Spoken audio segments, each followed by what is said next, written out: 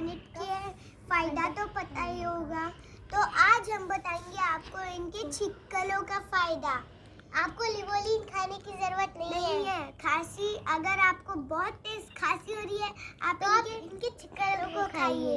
बहुत कड़वे हैं पर आपके लिए बहुत जरूरी है। आपको ना लिवोलिन खानी पड़ेगी ना एंटीबायोटिक। तो अब हम आपको खा के दिखाते हैं। ये देखिए कितना बड़ा चिकन है।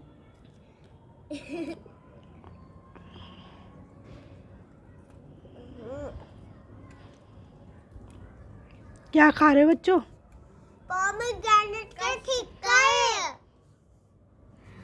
अच्छा, तो आज से दवाई बंद।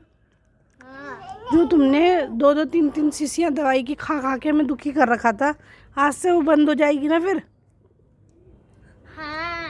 तुमने पहले टेस्ट किया था इसका? खाई थी तूने 2 दिन पहले? खाया है? अब तेरी खांसी कैसी है? अच्छी है। और आसी, तुम्हें तो खाती नहीं हो तो तुम्हें कैसे पता? आधा अभी खा दी। और क्या ना, देखो हमारी क्या ने भी खा रही है। ये क्या ना लोगी? खांसी ठीक होगी तुम्हारी? इसके पास है।